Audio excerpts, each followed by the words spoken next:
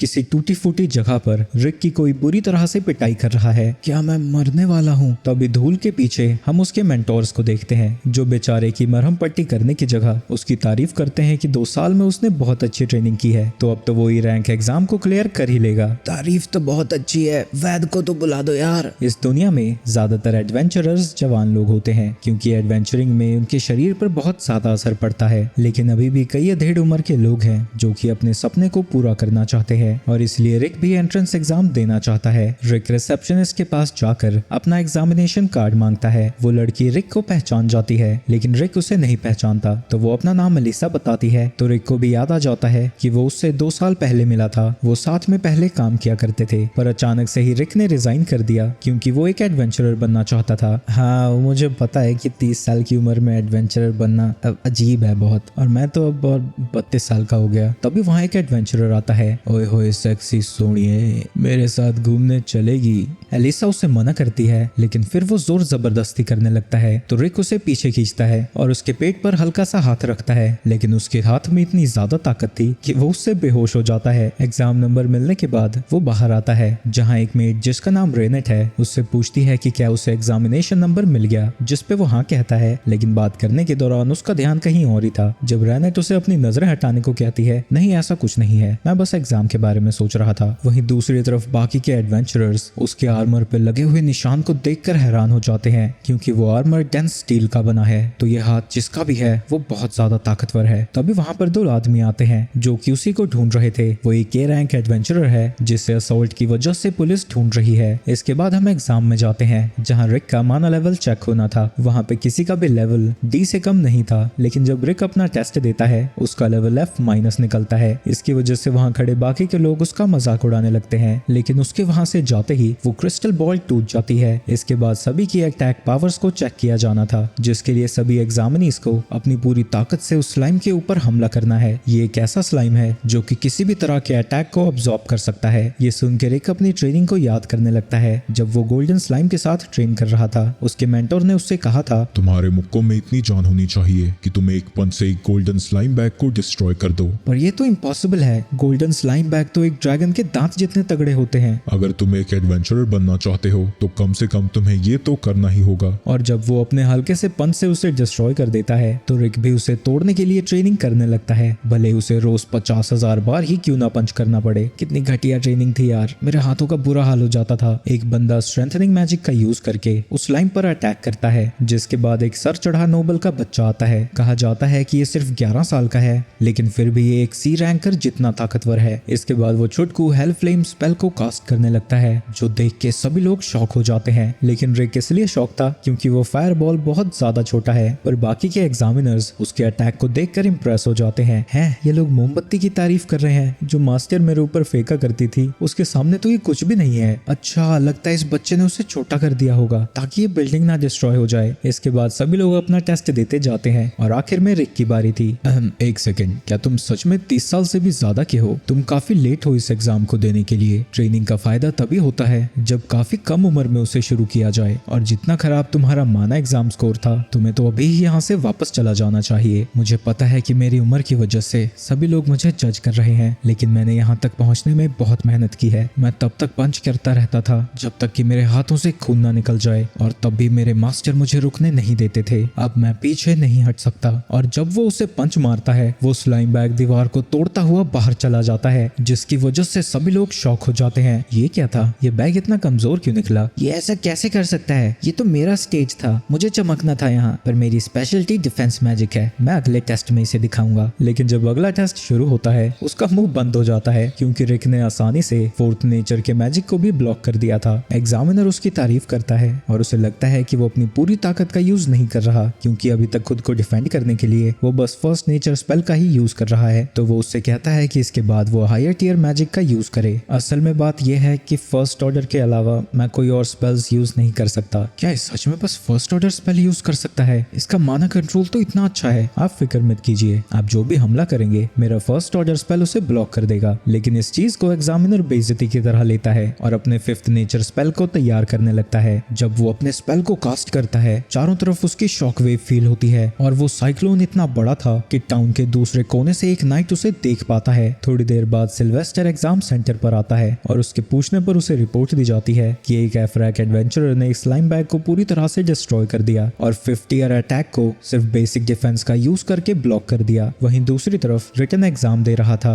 Exam खत्म होने के बाद रीना तो उससे पूछती है कि एग्जाम कैसा गया। अरे सोडियम फिक्र मत कर, मेरे तो 100 में से 100 नंबर आएंगे। मैंने 14 साल रिसेप्शनिस्ट की तरह काम किया है गिल्ड में, मेरे पास नॉलेज नहीं होगी तो किसके पास। पर पता नहीं मेरे ओवरऑल स्कोर एग्जाम पास करने के लिए काफी होंगे या नहीं। तभी उसके पास फ्रीड आ जाता है। मैं इस एग्जाम में अपना कमाल दिखाना चाहता था, तुमने सब खराब कर दिया। जिसके बाद वो रोने लगता है। तभी उसकी बड़ी बहन एंजेलिका भी वहां आ जाती है। दीदी, इस बुड्ढे ने मुझे बहुत परेशान किया है। साले बहन के भाई, बुढ़ा किसे कह रहा है तू? तुम्हें शर्म नहीं आती? 40 साल का होकर एक छोटे बच्चे को परेशान करते हो। मैं बस 30 का हूँ और तुमने इसे नीचे क्यों गिरा दिया? बेकार में गंदा हो जाएगा। नोबल्स के कस्टम में ग्लव्स को उठाना मतलब चैलेंज को एक्सेप्ट करना है। जिसके बाद एंजेलिका उनके बैटल के लिए एक वेन्यू भी बुक कर देती है। फेलहाइम किंगडम में डुअल में जो भी जीतता है लूजर को उसकी बात माननी पड़ती है। तो एंजेलिका कहती है कि उसके जीतने के बाद रिक को हमेशा के लिए उसका सर्वेंट बनकर रहना होगा। एक सेकंड, ये एक सेकंड क्लास रॉयल नाइट है, यानी वो कम से कम बी रैंक तो होगी। रेनेट उससे कहती है कि वो अपनी ताकत को थोड़ा कंट्रोल करके लड़े। तो मजाक कर रही हो? ये इतनी ताकतवर है, मैं इसके कैसे हराऊंगा? पता नहीं मैं जिंदा भी रहूंगा या नहीं। तुम अपनी ट्रेनिंग को याद करो, तुम्हें कुछ नहीं होगा। लेकिन जैसे ही वो अपनी ट्रेनिंग को याद करता है उन भयानक यादों की वजह से उसे उल्टी आ जाती है। तुम्हें खुद पर भरोसा रखना चाहिए। तुम उस टीम के मेंबर हो जो इस कॉन्टिनेंट की सबसे ताकतवर टीम है। तुम सही कह रही हो। पता नहीं वो मेरा हाल क्या करने वाली है, पर अब डरने का कोई फायदा नहीं है। मुझे यकीन है कि मैं तुमसे ताकतवर हूँ। फिक्र मत करो, मैं अपनी पूरी ताकत यूज नहीं करूंगी ताकि तुम मर ना जाओ। वो अपने स्पीड का यूज करके पलक झपकते ही रिक के दूसरी तरफ खड़ी हो जाती है। ये बस मेरी स्पीड का नमूना था। मुझे यकीन है कि तुम्हारे जैसे एफ रैंकर के लिए ये भी बहुत ज्यादा है। अपना चेहरा तो देखो। उसकी स्पीड की वजह से उसका नाम लाइट स्पीड एंजेलिका पड़ा है। तभी एंजेलिका फिर से अपनी स्पीड का यूज करके उसके ऊपर हमला करने जाती है। ये मोहतरमा इतना धीरे क्यों मूव कर रही है? क्या ये मेरा टेस्ट ले रही है? वो उसके हमले से बच जाता है। ये तो नामुमकिन है, कुछ फर्स्ट क्लास नाइट्स ही मेरी स्पीड का मुकाबला कर सकते हैं। वो फिर से रिक के ऊपर हमला करने जाती है। ये कर क्या रही है? क्या ये सच में सेकंड क्लास की नाइट है? साला घूस देकर तो नहीं ज्वाइन हुई है? एक सेकंड, कहीं मैं ही ताकतवर तो नहीं हो गया? क्या ही सोच रहा हूँ मैं। तभी एंजेलिका एक पत्थर से टकराकर लुढ़कते हुए उसकी तरफ आने लगती है। ये क्या कोई नई टेक्निक है जिससे बड़ी मुश्किल से वो बच पाता है? मुझे तो समझ में नहीं आ रहा था कि हमला कहाँ से होगा। मैंने सोच भी कैसे लिया कि मैं ताकतवर हो गया हूँ? मैं गलती से गिर गई थी, पर इसे क्या ही पता लगेगा। तुमने मेरे अटैक को डॉज कर लिया। लगता है मैं थोड़ी और पावर तुम पर यूज कर सकती हूँ। वो अपनी ऐसी टेक्निक का यूज करती है जिससे उसकी स्पीड और भी ज्यादा बढ़ जाती है, पर ये उसकी बॉडी पर इतना ज्यादा स्ट्रेन डालती है कि वो इसे बस 3 बार ही यूज कर सकती है। लेकिन उसकी नई नवेली स्पीड भी रिक को बहुत ज्यादा स्लो लगती है और वो उसके हमलों से दोबारा से बचता जाता है। और अब सिर्फ उसके पास लास्ट हमला बचा था, लेकिन पत्थर से टकराने की वजह से वो नीचे गिर जाती है और घिसड़ती हुई रिक की तरफ जाने लगती है। रिक उसके हमले से बचने के लिए जमीन पर जोरदार मुक्का मारता है, जिसकी वजह से जमीन में एक बड़ा सा गड्ढा हो जाता है। एंजेलिका समझ जाती है कि अगर वो मुक्का उसे लगता तो वो मर चुकी होती। आखिर तुम हो कौन? मैं तो बस एक रिसेप्शनिस्ट को छोड़कर नया नवेला बना हुआ हंटर हूँ। अभी 2 साल पहले ही मैं फ्रैंक हंटर बना। वो फिर से उससे लड़ने के लिए गड्ढे से बाहर आता है, लेकिन अब एंजेलिका की फटी पड़ी थी और वो सरेंडर कर देती है। अच्छा, तो तुम्हारा प्रॉमिस,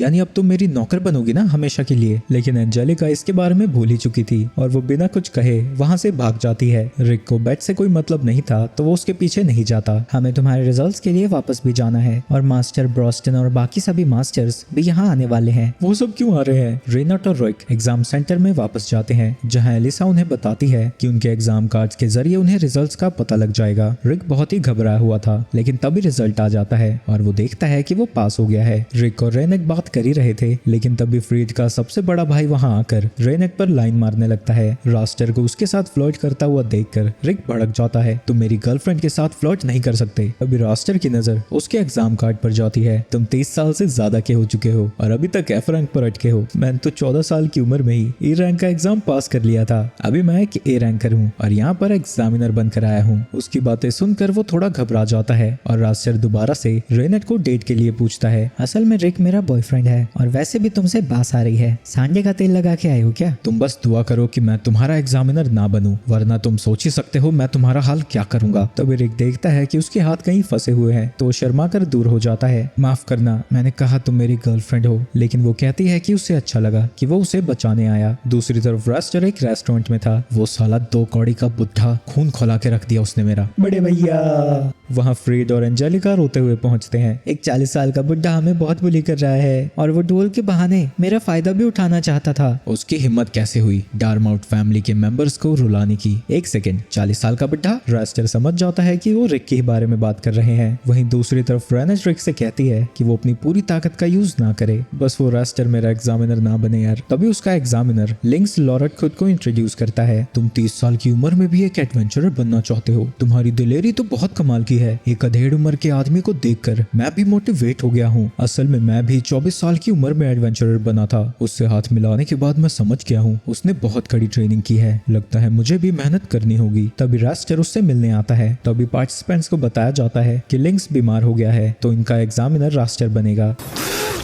और उसके लास्ट नेम को सुन के रेनेट बताती है कि वो फ्रीड और एंजेलिका से रिलेटेड है। रास्टर का एग्जामिनर बनना बहुत बुरी खबर है। वो एक प्रेस्टिजियस नोबल फैमिली से बिलोंग करता है जिसने 17 साल की उम्र में ही ए रैंक एग्जाम को क्लियर कर लिया था। उसे सभी लोग मैन ऑफ 1000 स्पेल्स कहते हैं, पर उसका एक और निकनेम है एफ रैंक क्रशर। वो एग्जाम में लो रैंकर्स की ऐसी की तैसी कर देता है। लगता है मैं फेल ही हो गया इस बार, कोई उम्मीद नहीं है। आगे हम रास्टर को देखते हैं जो कि पार्टिसिपेंट्स को बुरी तरह से तोड़ रहा था। तभी उसका बटलर उसे बताता है कि एलीट गार्ड्स वहां पहुंच गए हैं। वहीं दूसरी तरफ रिक की फटने लगी है। मुझे तो घर चले जाना चाहिए, मेरा पंगा ऐसे बंदे से हो गया है जिसे 1000 स्पेल्स आते हैं और मैं तो बस एक एफ रैंकर हूँ। नहीं, मैं घर भी नहीं जा सकता, मेरे मास्टर्स मुझे तोड़ देंगे। उसका कॉन्फिडेंस जमीन तोड़कर नीचे जाने लगता है तो रेनेट उससे कहती है कि वो उस पर यकीन करती है, वो एग्जाम में पास भी होगा और उस बदबूदार इंसान को भी हरा देगा। ये सब सुन के उसमें थोड़ा सा कॉन्फिडेंस वापस आ जाता है। तभी वहाँ एक फॉर्चून टेलर आता है। क्या तुम फ्यूचर देखना चाहोगे? लेकिन जैसे ही वो फ्यूचर देखने बैठता है तभी वो वहाँ से गायब हो जाता है और हम देखते हैं कि वो फ्रीड था जिसने उसे कहीं टेलीपोर्ट कर दिया है। रेनेट उसे हाथ में उठा लेती है। तुमने रिक को कहाँ भेजा है? लेकिन वो उसे कुछ नहीं बताता तो वो अपनी पावर से उसकी पलकें काट देती है। अगर तुमने अगली बार जवाब नहीं दिया तो मेरा निशाना तुम्हारी आंखें होंगी। मैं बस 100 मीटर के आसपास ही टेलीपोर्ट कर सकता हूँ, वो यहीं कहीं होगा। दूसरी तरफ हम रिक को देखते हैं जो कि एग्जाम सेंटर के पीछे पहुंचा हुआ था जहाँ की डॉर्मेट फैमिली के काफी सारे एलीट गार्ड्स पहुंचे हुए हैं जो कि उसे एग्जाम देने से रोकना चाहते हैं। इनमें से ज्यादातर बी रैंकर्स हैं और कुछ ए रैंकर भी।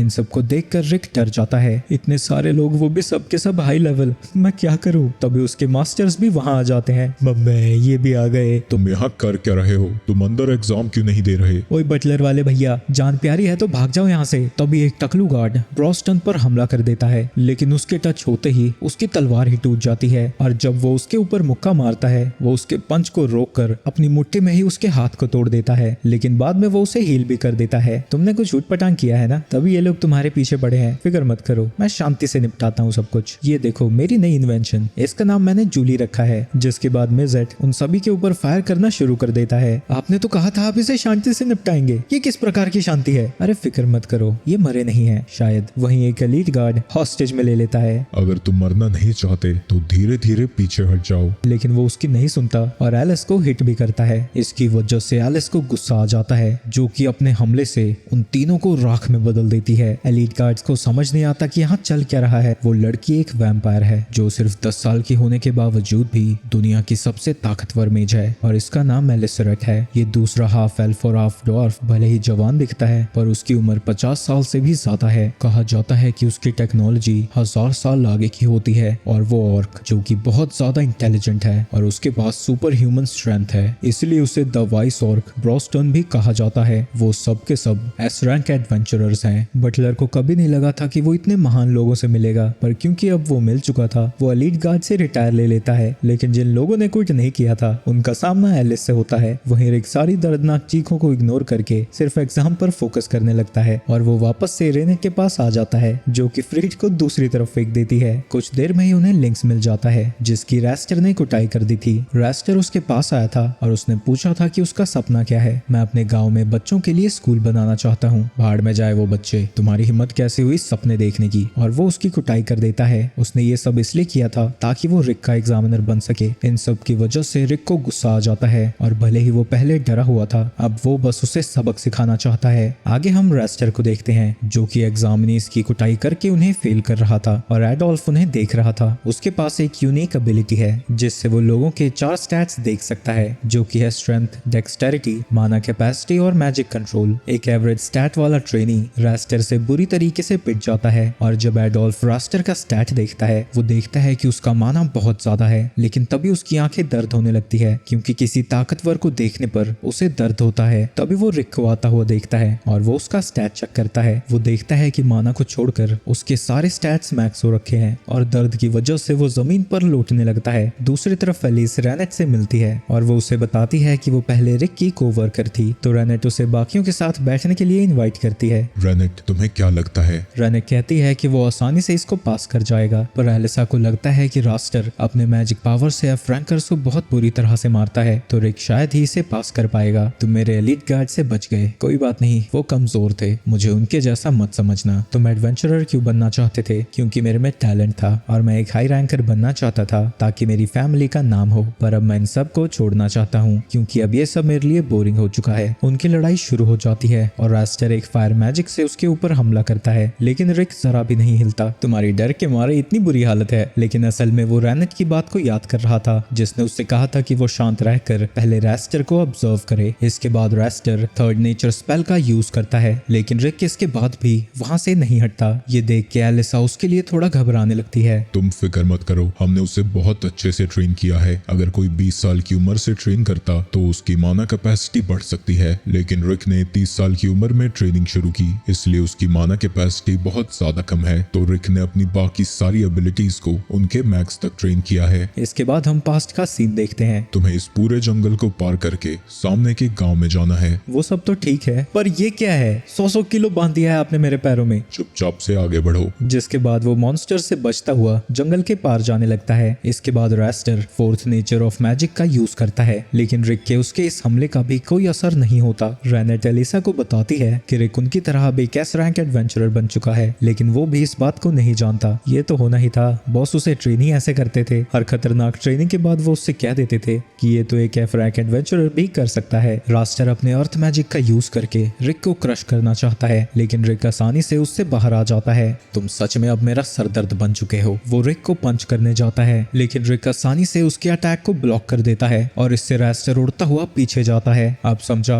ऑब्जर्व करने को क्यों कहा था। ये छुछुंदर सिर्फ अपने टैलेंट के नाम पर उछलता है, इसने कभी कोई ट्रेनिंग की ही नहीं। मैं ऐसे इंसान से तो कभी नहीं हार सकता। इसके बाद रास्टर अपने फायर मैजिक का यूज करता है, लेकिन रिक उसके अटैक को ब्लॉक कर देता है और मिस एलिसा को बताता है उस अटैक को ब्लॉक करने के लिए रिक ने बस अपने 1% ताकत का यूज किया है। रास्टर अपने ब्लिंक स्टेप का यूज करके उसके ऊपर हमला करने जाता है, लेकिन रिक के लिए ये बहुत स्लो था और वो उसे मुक्का मारता है। एक एफ रैंकर के लिए तुम काफी अच्छे हो, लेकिन तुम लकी हो कि मैं एग्जामिनी से लड़ते लड़ते थक चुका हूँ। ये सुन के रिक को गुस्सा आ जाता है और वो उसे अपनी कड़ी ट्रेनिंग के बारे में बताने लगता है। मैंने स्ट्रॉन्गर बनने के लिए हर दिन अपनी जिंदगी को दांव पर लगाया है। असल में वो ट्रेनिंग के वक्त कई बार मर चुका है, पर हर बार ब्रॉस्टन ने उसे रिवाइव कर दिया। वो अपनी फिजिकल लिमिट्स को तोड़कर आगे बढ़ा है क्योंकि उसने कभी हार नहीं मानी। तुम पागल वागल हो क्या? तुम इतनी कड़ी ट्रेनिंग क्यों कर रहे थे? ताकि मैं एक दिन काइजर एल्सापियट को हरा सकूं। ये सुन के फ्रीड और रास्टर दोनों ही हंसने लगते हैं। काइजर जैसा कुछ भी नहीं होता बे, ये सब बेकार की कहानियां हैं। चुप कर बे, तू तो गेंडू जनरेशन का है, तुझे क्या पता। इसके बाद रिक अपने अगले स्पेल से जमीन से जड़ें बाहर निकालता है जो कि रिक को जकड़ लेती हैं। इसके बाद रास्टर एट्थ नेचर का मैजिक यूज करता है। दुनिया में बहुत कम लोग हैं जो कि एट्थ नेचर लेवल का मैजिक यूज कर सकते हैं और रिक भी ये सब देखकर हैरान हो जाता है। जमीन से कई सारे जड़ी बाहर आती हैं जिनसे एक बड़ा सा कॉलम बन जाता है। वो रिक को मारने जाता है, लेकिन वो बेसिक एयर शॉट स्किल का यूज करता है जो उसने 100 मिलियन बार प्रैक्टिस किया था। एलिसा ऐसे नंबर को सुनकर हैरान हो जाती है क्योंकि ये सुनने में नामुमकिन लगता है, पर ब्रॉस्टन उसे बताता है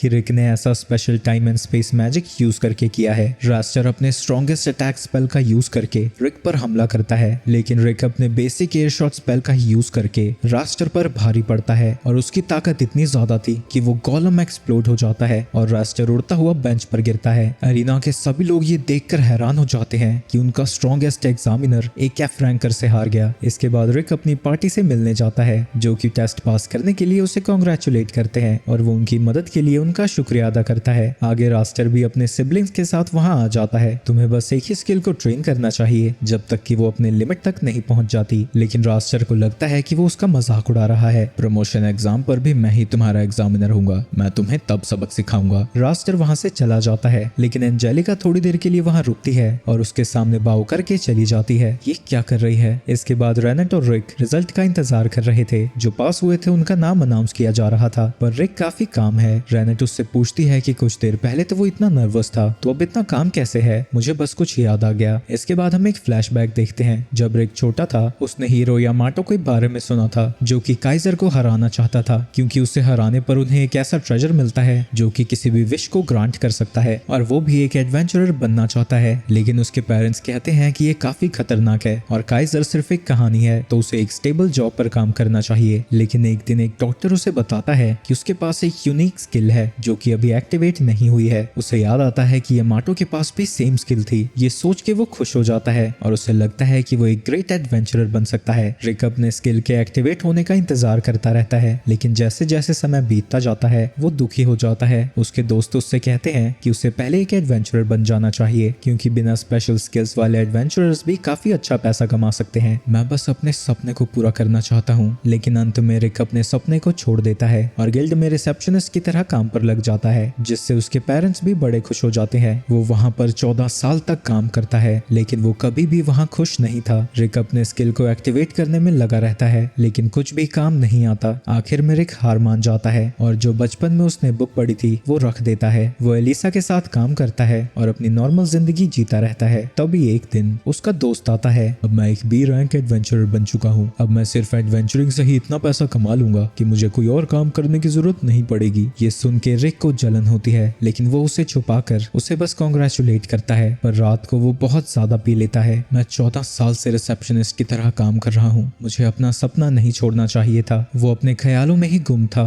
तभी उसे किसी की चिल्लाने की आवाज सुनाई देती है। जब वो वहाँ जाता है, उसके सामने एक बड़ा सा मॉन्स्टर आ जाता है। वहाँ रेनेट भी थी, जो कि मॉन्स्टर की तरफ जाने लगती है, लेकिन रिक उसके सामने आकर उसे बचाने की कोशिश करता है। लेकिन तभी रेनेट पलक झपकते ही उस मॉन्स्टर के टुकड़े टुकड़े कर देती है, जो देख के वो हैरान हो जाता है। इसके बाद वो दोनों साथ में चलने लगते हैं और रेनेट उसे बताती है कि वो एक एस रैंक एडवेंचरर है। एस रैंक एडवेंचरर सीधा गवर्नमेंट को आंसर करते हैं और उनके अलावा वो किसी की भी नहीं सुनते। मैं आपसे कुछ पूछना चाहता हूँ, पर आप हंसेंगे तो नहीं? मुझे हंसे हुए 9 साल हो गए हैं। आखिरी बार मैं 8 साल की थी तब हंसी थी। मैं 30 साल का हूँ। क्या मैं अब भी अपने एडवेंचरर बनने का सपना पूरा कर सकता हूँ? एडवेंचरर बनने के लिए सबसे ज्यादा जरूरी चीज बहादुरी है। तुम तो काफी बहादुर हो, लेकिन 30 साल की उम्र के बाद माना कैपेसिटी नहीं बढ़ाई जा सकती। बिना माना कैपेसिटी के कोई एडवेंचरर नहीं बन सकता। तुम्हें भी अपने सपने को छोड़ देना चाहिए। ये सुन के बेचारे का दिल टूट जाता है, लेकिन वो फिर भी हंसता है। अगर आप जैसा एसरा के एडवेंचरर कह रहा है तो मुझे तो सपना छोड़ ही देना चाहिए। और वो उसे अपने साथ डिनर पर चलने के लिए कहता है, जिसके लिए वो मान भी जाती है।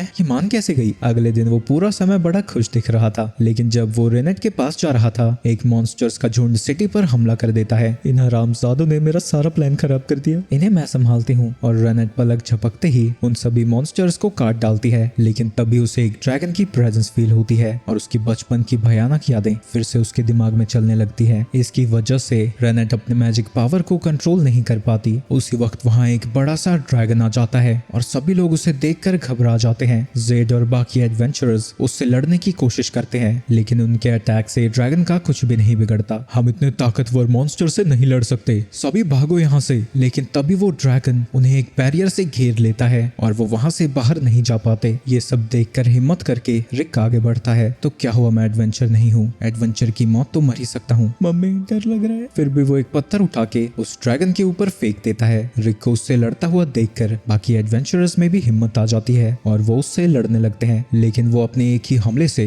उन सभी के ऊपर भारी पड़ता है। रिक फिर भी हार नहीं मानता और वो उसकी तरफ बढ़ने लगता है। वो ड्रैगन अपने पैरों से उसे नीचे दबा देता है और सभी को लगता है कि वो मर गया, लेकिन इसकी वजह से उसकी हिडन स्किल एक्टिवेट हो जाती है, जिसका इंतजार वो इतने सालों से कर रहा था। वो फिर से खड़ा होता है और उस ड्रैगन के पैर को अपने एक ही हाथ से उठा देता है और हम देखते हैं कि वो चारों तरफ से माना से भरा हुआ था। आखिरकार मेरी स्किल एक्टिवेट हो ही गई। चल बे छिपकली, हमला कर मेरे ऊपर। वो ड्रैगन अपने फायर ब्रेथ से रिक के ऊपर हमला हमला करता है पर वो उसे ब्लॉक कर देता है, जिसके बाद वो ड्रैगन अपने लेजर अटैक का यूज करता है, लेकिन रिक उसके अटैक को ही रिफ्लेक्ट कर देता है और इस अटैक से उस ड्रैगन का सर ही उड़ा देता है। ये देख के वो सभी लोग हैरान हो जाते हैं। अचानक से आई पावर की वजह से वो बेहोश हो जाता है और जब उसकी आंखें खुलती है उसके सामने रेनेट थी। वो उसे बताती है कि वो एक हफ्ते से बेहोश था और उसे अपनी पार्टी और एक कैल्कम फिस्ट को ज्वाइन करने को कहती है। काइसर एल्सापेट सच में एग्जिस्ट करते हैं और हमारी पार्टी का गोल उसे पकड़ना है। तुम काफी बहादुर हो, अगर तुम हमें ज्वाइन करते हो तो हम तुम्हें ट्रेन कर सकते हैं। क्या मैं सच में एडवेंचरर बन सकता हूँ? इतने सालों बाद क्या मैं अपना सपना सच में सच कर सकता हूँ? बिल्कुल। वहीं प्रेजेंट में अब रिक का नाम अनाउंस किया जाता है और अब वो एक ही रैंक एडवेंचरर बन चुका है। आगे वो लिंक से मिलने जाता है। कांग्रेट्स, वो पास हो गया। डिस्चार्ज होने के बाद पार्टी शार्टी करने जाएंगे हम। मस्त आइडिया है। तो कहाँ करें हम ये? मैं तुम्हारी पार्टी से मिलना चाहता हूँ, तो हम तुम्हारी जगह पर ही मिलेंगे। लेकिन ये सुनकर वो डर जाता है और वो लिंक से कहता है कि वो पार्टी के लिए ऐसे आए जैसे वो जंग पर जा रहा हो। खौफनाक से जंगलों के बीचों बीच उसे रिक का बेस दिखता है। ये डीमन लॉर्ड के कैसल जैसा क्यों दिख रहा है? लिंक्स जब वहां जाकर बेल बजाता है, रिक उसे लेने के लिए बाहर आता है। स्वागतम ब्रो। यहाँ आसपास मुझे एक भी मॉन्स्टर नहीं दिखा, भला ऐसा क्यों है? अच्छा, मॉन्स्टर्स वो तो इस जगह से बहुत डरते हैं। अगर ऐसी बात है तो तुमने मुझे ये आर्मर क्यों पहना दिया? क्योंकि यहाँ तुम्हारी जिंदगी के साथ कभी भी चिंता तक खेला जा सकता है। पैलेस के अंदर रेनेट उनका स्वागत करती है और एलिस रिक को खेलने के लिए बुला रही थी। एलिस को देखकर उसे अपनी बेटी की याद आ जाती है, लेकिन तभी एलिस उसके ऊपर हमला कर देती है। इसने बस बैंक कह के सिक्स नेचर का मैजिक यूज कर दिया। उसकी जिंदगी के साथ खिलवाड़ होने ही वाला था, लेकिन ऐन वक्त पर रिक आकर उसे बचा लेता है। मास्टर एलिस, मैंने आपसे कितनी बार कहा है पैलेस के अंदर मैजिक यूज मत किया कीजिए। इसमें तुम्हारी ही गलती है, तुम मेरे साथ खेलने क्यों नहीं आए? तो एलिस, इसका खर्चा मैं तुम्हारे खाने में से काट लूं। लेकिन ये सुनते ही वो उसके पैरों में गिर जाती है। प्लीज प्लीज ऐसा मत करो, मैं दोबारा ऐसा नहीं करूंगी। लिंक्स, तुम्हें थोड़ा इंतजार करना पड़ेगा, क्योंकि अगर मैं इसके साथ खेलने नहीं गया तो वो पता नहीं क्या तोड़ देगी। वहीं खिड़की से उसे मिस दिखाई देता है तो वो उससे मिलने जाता है। वो एक दूसरे को अपना इंट्रोडक्शन देते हैं और जब लिंक्स उसके हथियार के बारे में पूछता है वो सीधा उसे चलाने ही दे देता है। वहीं उस आरपीजी की पावर को देखकर लिंक्स हैरान हो जाता है और उसे लगता है कि ऐसे हथियार अगर और बन गए तो मैजिक को तो कोई यूज ही नहीं करेगा। इसके बाद वो वापस कैसल में आता है जहाँ उसे ब्रॉस्टन दिखता है। क्या आपने ये सारी बुक्स पढ़ी हैं? हाँ, लगभग सारी बुक्स मैं पढ़ चुका हूँ, पर जब से मैं रिक की ट्रेनिंग में मदद कर रहा हूँ तब से मैं कोई नई बुक नहीं पढ़ पाया। अच्छा, आप ही उसे ट्रेन करते हैं, क्या आप मेरी भी मदद कर सकते हैं? तुम्हारी आंखें बिल्कुल वैसे चमक रही हैं जैसे रिक की चमकती हैं। अच्छा, वो तो ब्रॉस्टन के साथ ट्रेनिंग करने गया है।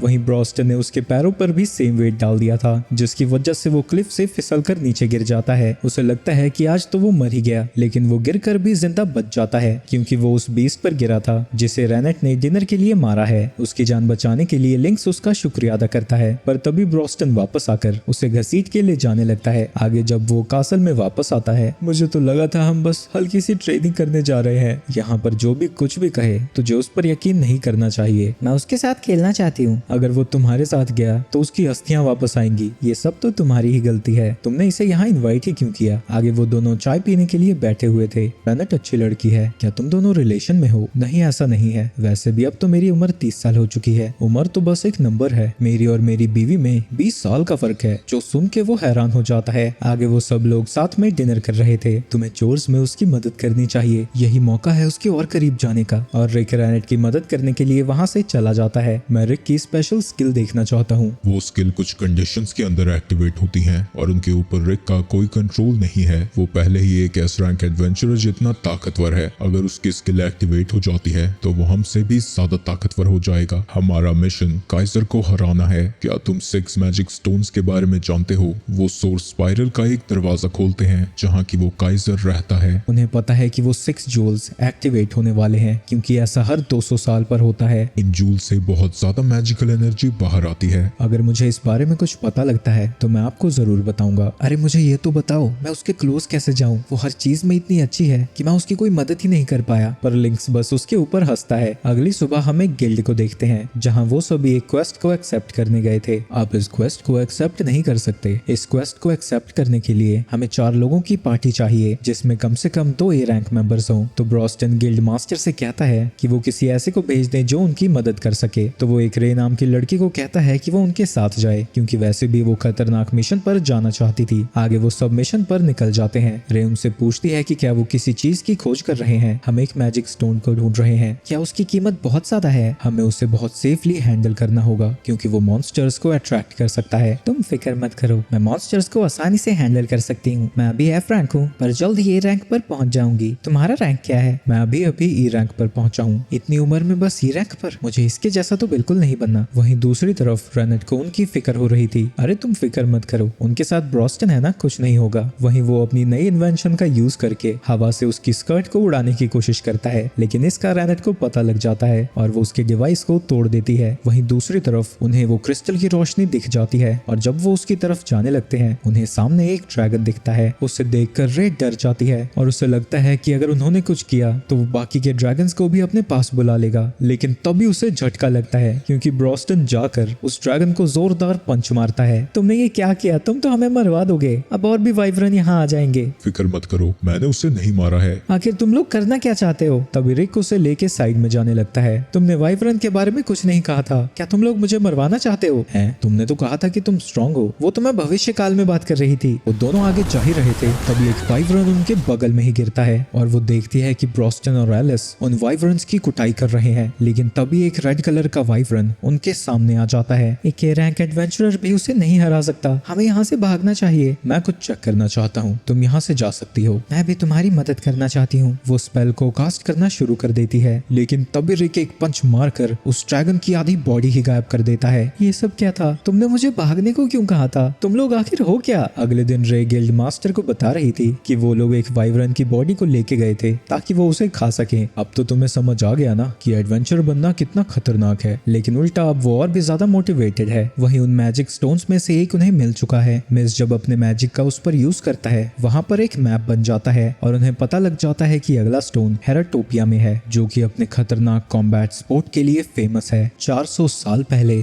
फोर्थ किंग अलेक्जेंडर हेराटोपिया ने एक टाउन में कॉलिसियम बनाया था। यहाँ पर कई टूर्नामेंट्स रखे गए थे, पर वो बिना वेपन्स के लड़ता था। इसके बावजूद भी वो वहाँ का चैंपियन बना रहा और 10,000 लड़ाइयों में एक भी बार नहीं हारा। आगे वो सभी लोग हेराटोपिया में पहुंच जाते हैं और अलेक्जेंडर की स्टैचू को देखकर ब्रॉस्टन कहता है कि काश वो उससे लड़ सकता। अगर ऐसा होता तो तुम दोनों पूरी कंट्री तबाह कर देते। वो स्टोन्स के बारे में पूछताछ करने लगते हैं, पर उनके हुलिये को देखकर सभी लोग डर के भाग जाते हैं। यहाँ रह के कोई फायदा नहीं है, चलो टाउन हॉल चलते हैं। लेकिन तभी वो एक लड़की को देखते जिसे एक टकला छेड़ रहा था। ब्रॉस्टन उस टकले को डराने की कोशिश करता है, लेकिन वो नहीं भागता और कहता है कि वो भी एक फाइटर है। तुम और फाइटर, तुमसे गैस का सिलेंडर भी उठेगा। ओ चाचा, मैं ताकतवर हूँ, समझा? तो वो एक गली में लड़ने जाते हैं और ब्रॉस्टन उसे आसानी से हरा देता है। वो उन्हें वही मैजिक स्टोन दिखाते हैं और पूछते हैं कि क्या उन्होंने ऐसा कुछ कहीं देखा है। गोल्ड और मिलिशिया बताते हैं कि उन्होंने ऐसी चीज तो देखी है, पर उन्हें याद नहीं कि कहाँ। याद करने की कोशिश करो। लेकिन तभी उनके पीछे अनाउंसमेंट परेड शुरू हो जाती है, जो कि फेस्ट किंग टूर्नामेंट के लिए है। केल्विन 3 सालों से विनिंग स्ट्रीक पर है। तभी रिक देखता है कि उसकी चैंपियनशिप बेल्ट पर एक गोल्डन स्टोन है। परेड के बाद केल्विन एक जिम में जाता है। माफ करना, मैंने तुमसे परेड करवाई, इसकी कोई जरूरत नहीं है। ये एक फाइटर की ही जिम्मेदारी है कि लोग टूर्नामेंट को एंजॉय करें। तुम कैसा महसूस कर रहे हो? मैं तो ठीक हूँ, अगर कोई स्ट्रॉन्ग आ जाता है तो और भी बेहतर हो जाऊंगा। तभी वहाँ रिक पहुंच जाता है। बुड्ढे को लगता है कि वो सब फैंस हैं और उन्हें बाहर जाने को कहता है। अरे नहीं नहीं, ऐसा नहीं है, हम एडवेंचरर्स हैं और हम। सुन बे टिंगू, वो बेल्ट हमें दे दे। वो जूल हमारे एक पुरानी पार्टी मेंबर का है और हम कई सालों से उसे ढूंढ रहे थे। तुम्हें देख के लग रहा है कि तुम सच कह रहे हो, लेकिन ये बेल्ट और क्रिस्टल हमारी कंट्री का है। अगर तुम ये बेल्ट चाहते हो तो तुम्हें फिस्ट किंग टूर्नामेंट को जीतना होगा। ये सुन के वो तीनों बस चुपचाप वहाँ से चले जाते हैं। तुमने उन्हें जाने क्यों दिया? यहीं पर उन्हें सबक सिखा देना चाहिए था। वो तीनों कोई आम लोग नहीं थे। वो मासूम सी दिखने वाली लड़की बहुत ताकतवर थी।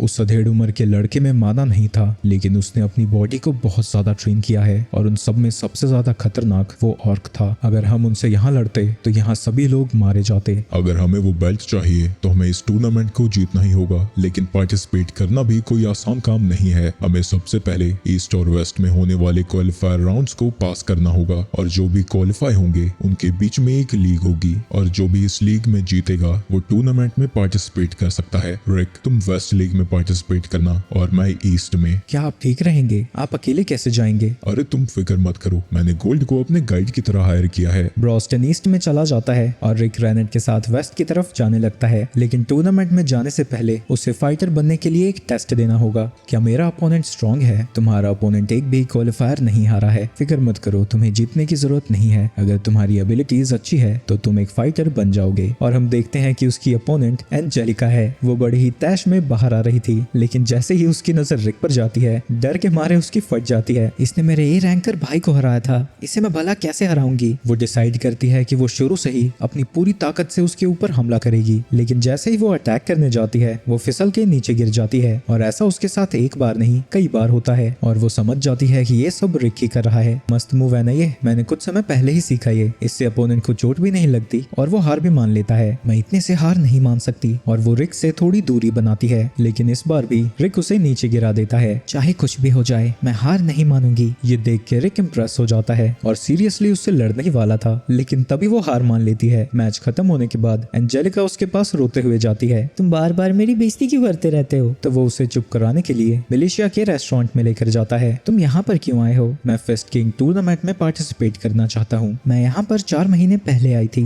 और मैं भी टूर्नामेंट में हिस्सा लेना चाहती हूँ। तुम भले ही स्ट्रांग हो, लेकिन इस साल मुझे नहीं लगता कि तुम पार्टिसिपेट कर पाओगे, क्योंकि टूर्नामेंट में जाने से पहले तुम्हें 40 अपोनेंट्स को हराना होगा। ऐसा करने में एक नॉर्मल इंसान को कम से कम 6 महीने लगते हैं। अगर कोई बिना रेस्ट किए भी लड़े तो उसे 10 मैच जीतने में 1 महीना लग जाएगा। क्वालिफायर मैच शुरू होने में सिर्फ 1 हफ्ता ही बचा है और 1 हफ्ते में 40 मैच जीतना नामुमकिन है। एक दिन में 10 मैच लड़ूं तब तो हो ही जाएगा ना। और रेनेट उसे बताती है कि रिक ने पहले ही 4 दिन में 40 मैचों के लिए रजिस्टर कर दिया है। रिक अपनी पहली फाइट के लिए जाता है, जहां रिसेप्शनिस्ट उसे बताता है कि उसका अपोनेंट का नाम एल्बर्ट है। कहा जाता है कि वो मैच के दौरान इलीगल वेपन्स का यूज करता है, पर जब उन्होंने बॉडी का चेकअप किया उन्हें ऐसा कुछ नहीं मिला। जब उन दोनों का मैच शुरू होता है, एल्बर्ट अपने शूज के अंदर से एक इम्पैक्ट स्टोन निकालता है, जिसका यूज करके वो रिक को पंच करता है। हा हा हा, ये मैच भी इतनी जल्दी खत्म हो गया। मम्मी मेरा हाथ। अगर तुम स्टोन को पूरी तरह से यूज करना चाहते हो तो तुम्हें और ट्रेनिंग करनी चाहिए। और वो अपनी ऐसी टेक्निक यूज करता है जिससे उसका पंच तो मिस हो जाता है, पर उसका शॉक वेव उसके अपोनेंट को लगता है और मैच जीतने के लिए इतना ही काफी था। वहीं एंजेलिका भी अपने मैच को आसानी से जीत जाती है और अपने अपोनेंट को लात मारकर सीधा दीवार में घुसा देती है। आगे रिक और रेनेट उसे कॉन्ग्रेचुलेट करते हैं क्योंकि वो भी 40 मैच जीत कर क्वालिफाई कर चुकी है। एंजेलिका रिक को बताती है कि वो एक दिन में एक वेन्यू पर एक ही मैच कर सकता है, और भले ही कंट्री में कई सारे वेन्यूज है,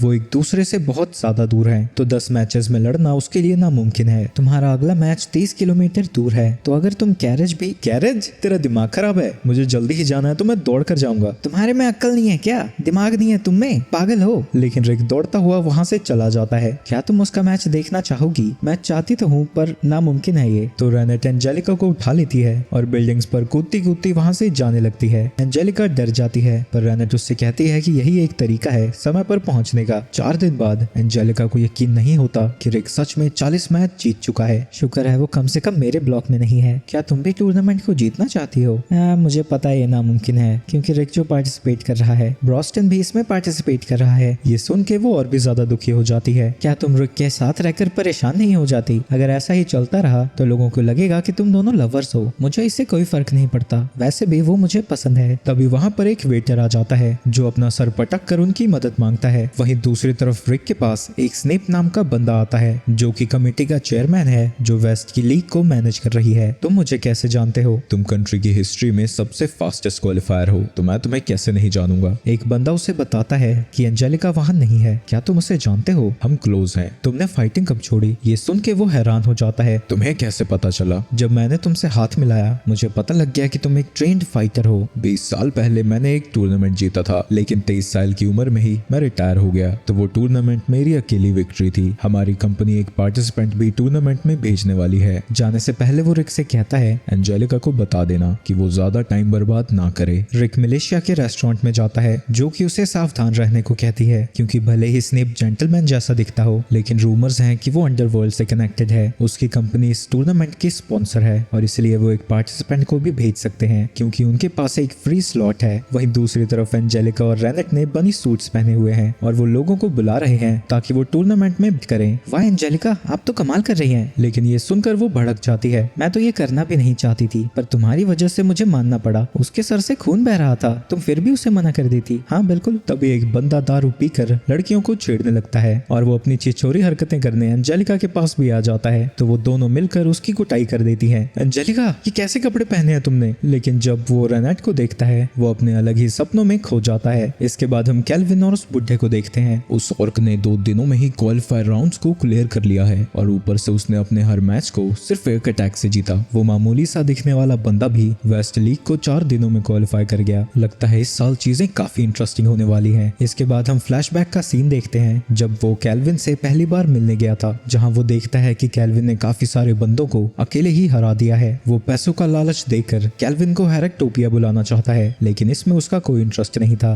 तुम्हें वहाँ स्ट्रॉन्ग अपोनेंट्स भी मिलेंगे। ये सुन के वो जाने को तैयार हो जाता है। अगले दिन एंजेलिका बड़ी गुस्से में थी। रेनेट और रिक उससे कहते हैं कि वो भी बड़ी प्यारी लग रही थी, लेकिन उसका मूड ठीक नहीं होता। अरे हाँ, कल मैं स्नेप से मिला था। मैं किसी स्नेप को नहीं जानती। अब लीग के मैचेस शुरू हो चुके हैं। इसी से डिसाइड होगा कि कौन टूर्नामेंट में जाने वाला है। हर ब्लॉक से सिर्फ एक ही फाइटर टूर्नामेंट में जा सकता है। तो चलिए पहली फाइट को शुरू करते हैं। सबसे पहला मैच एंजेलिका और किसी एलन नाम की बंदी का है। मैच शुरू होते ही वो उसके ऊपर हमला कर देती है, लेकिन वो उसके अटैक से बचकर एंजेलिका पर अटैक करती है, जिसे कि वो ब्लॉक कर देती है। रिक और रेनेट नोटिस करते हैं कि एंजेलिका जरूरत से ज्यादा जोर लगा रही है, लेकिन अंत में वो मैच को जीत जाती है। रिक और एंजेलिका अपने अपने मैचेस को जीतते जाते हैं और अब उन्हें सिर्फ 4 मैचेस जीतने हैं और एंजेलिका को चारों मैच जीतने होंगे अगर वो टूर्नामेंट में पार्टिसिपेट करना चाहती है। जब उसका अगला मैच शुरू होता है, वो एक टेलर नाम के बंदे से लड़ रही थी। वो उसके ऊपर लाइटनिंग से अटैक करती है, लेकिन इसका उस पर कोई असर नहीं होता और वो उसे जोरदार पंच मारकर सीधा दीवार में घुसा देता है और इस पंच से ही वो एंजेलिका को हरा देता है। तुम्हें पता था कि तुम्हारे अपोनेंट का डिफेंस अच्छा है, तो तुम बार बार ऐसे अटैक्स क्यों यूज कर रही थी जिससे तुम्हारा स्टेमिना कम हो। लेकिन वो बिना जवाब दिए वहां से चली जाती है, लेकिन रिक उसका पीछा नहीं छोड़ता। स्नेप मेरा फियांसे है और उसने हमारी फैमिली की मदद की थी जब हम मुसीबत में थे। जब उनके पेरेंट्स की मौत हुई, दोनों बड़े भाई बहन को अपनी फैमिली को संभालना पड़ा, लेकिन जल्द ही उनकी फाइनेंशियल कंडीशन बहुत खराब हो गई, तो उनके ग्रैंडफादर ने स्नेप के साथ डील किया था। स्नेप ने मदद के बदले एंजेलिका का हाथ मांग लिया और इस तरह से उनकी प्रॉब्लम सॉल्व हुई और अब वो इस डील को तोड़ नहीं सकते। स्नेप तुम्हारा फियांसे है? तुम ऐसे आदमी को पसंद करती हो? तुमने पूरी कहानी सुनी भी? क्या क्या कैसे हुआ? एंजेलिका बताती है कि वो स्नेप को इन्वेस्टिगेट करने आई है ताकि वो किसी तरह से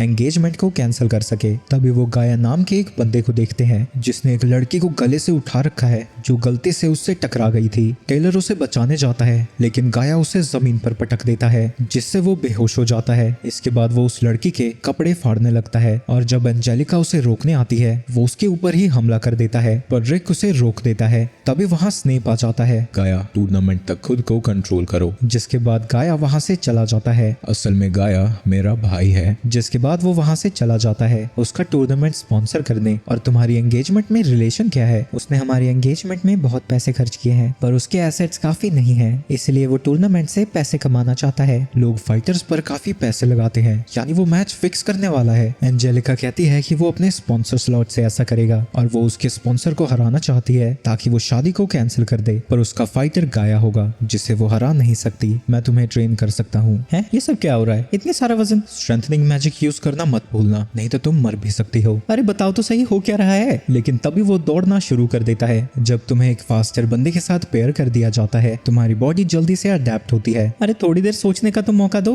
हम 6 घंटों बाद रेस्ट करेंगे। वाह, तुम तो सर्वाइव कर गई। जब रेनेट ने मुझे पहली बार ट्रेन किया था मैं तो बेहोश ही हो गया था। मेरी हालत काफी बुरी है, पर कम से कम मैं पहले दिन की ट्रेनिंग तो सर्वाइव कर पाई। ट्रेनिंग दिन? ये तो बस वार्म अप था। ट्रेनिंग के 5वें दिन एंजेलिका भाग जाती है। उसे कभी नहीं पता चलेगा कि मैं कहाँ हूँ, लेकिन वो उसे 15 मिनट के अंदर ही ढूंढ लेता है। उसे लगा था कि वो उसे भागने के लिए डांट लगाएगा। अरे ऐसी बात नहीं है, मैं समझ सकता हूँ। ट्रेनिंग के वक्त मैंने भी कई बार भागने की सोची थी। मेरी तो मौत भी पता नहीं कितनी बार हुई, पर बार बार ब्रॉस्टन ने मुझे रिवाइव कर दिया और मुझसे कहा कि मैं अभी होने वाली सफरिंग और ट्रेनिंग को छोड़ने के बाद के रिग्रेट को कंपेयर करूं और फिर देखूं कि मुझे क्या सहना ज्यादा आसान लगेगा। बचपन से ही मुझे सभी नोबल की तरह रहना सिखाते थे, लेकिन मुझे वो बिल्कुल पसंद नहीं है और मैं एक वॉरियर की तरह फैमिली में कंट्रीब्यूट करना चाहती हूँ, इसलिए मैं भी ट्रेनिंग को कंटिन्यू करूंगी। तुम तलवार के साथ बहुत अच्छी हो, लेकिन एक फाइटर को हाथों से भी लड़ना आना चाहिए, इसलिए मैंने तुम्हारी ट्रेनिंग के लिए रेनेट को बुलाया है। एंजेलिका का अगला मैच एक सिल्वा नाम के बंदे से है। सभी को लगता है कि वो उसके सामने हार जाएगी, पर जैसे ही मैच शुरू होता है वो उसे लात मारती है और इंस्टेंटली मैच को जीत जाती है। लेकिन इसके बाद भी वो लड़ने की कोशिश करती रहती है क्योंकि उसे लग रहा था कि वो अब भी ट्रेनिंग में है। आगे वहाँ पर मिस और एलिस पहुंच जाते हैं। क्या आपको वो स्टोन मिला? ना, वो तो बस एक अफवाह थी। आगे वहाँ पर ब्रॉस्टन भी पहुंच जाता है, जहाँ ब्रॉस्टन मिस को बताता है कि जब वो इस टूर्नामेंट को जीत जाएंगे उन्हें वो क्रिस्टल मिल जाएगा। मैं भी इसमें पार्टिसिपेट पार्टिसिपेट करूंगी। आप ऐसा कुछ नहीं करने जा रही। आप रिंग में उतरी तो सारे दर्शक जल जाएंगे। रिक एंजेलिका की तारीफ करता है क्योंकि वो ट्रेनिंग में बड़ी जल्दी सीख गई। लेकिन मेरे पास सारी चीजें सीखने का टाइम नहीं है। तुमने भले ही थोड़े समय के लिए ट्रेनिंग की है, लेकिन तुम्हारी ट्रेनिंग जाया नहीं जाएगी। टूर्नामेंट आखिरकार शुरू हो जाता है और जब सारे मैचअप्स अनाउंस होते हैं, एंजेलिका समझ जाती है कि गाया फाइनल से पहले केल्विन या ब्रॉस्टन से नहीं लड़ेगा। वो जानबूझ के उसे ऐसे ओपोनेंट से लड़वा रहे हैं ताकि गाया सबको स्ट्रॉन्ग लगे, और जब सभी को लगेगा कि वो जीत ही जाएगा, स्नेप उसके अपोनेंट पर पैसे लगाएगा और एक ही दिन में मालामाल हो जाएगा। लेकिन वो ऐसा नहीं होने देगी क्योंकि वो उससे सेकंड राउंड में लड़ने वाली है। केल्विन और वो बुढ़ा ब्रॉस्टन और रिक से मिलने आते हैं। जिम ओनर नोटिस करता है कि केल्विन के चेहरे पर वही लुक है जब वो पहली बार यहाँ आया था। फ्लैशबैक में हम वो दिन देखते हैं जब वो केल्विन को पहली बार अपने जिम में लाया था। हमारे पास एक ऐसा फाइटर है जो कि टूर्नामेंट में टॉप 4 में जा चुका है, तो केल्विन उससे लड़ना चाहता है और उसे लगता है कि वो उसे आसानी से हरा देगा, पर वो लड़ाई में हार जाता है और ये उसकी जिंदगी की पहली हार थी।